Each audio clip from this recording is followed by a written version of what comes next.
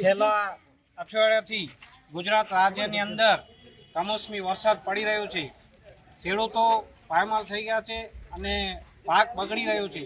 તો આજ રોજ અબડાસા તાલુકા કોંગ્રેસ સમિતિ દ્વારા જે મામલતદાર સાહેબને આવેદનપત્ર આપવામાં આવ્યો છે, એમાં અમે સરકારશ્રીને અમારી માંગણી છે કે ખેડૂતોના લેણા માફ કરે અને તાત્કાલિક સર્વે ગામડાઓની અંદર કરી અને ખેડૂતોને ન્યાય અપાવે. રાજ્યમાં થયેલ કમોસમી વરસાદના કારણે ખેડૂતોને થયેલ વ્યાપક પ્રમાણમાં નુકસાનનો સર્વે કરી અને તાત્કાલિક ખેડૂતો માટે રાહત પેકેજ જાહેર કરવામાં આવે એ માટે આજે અમે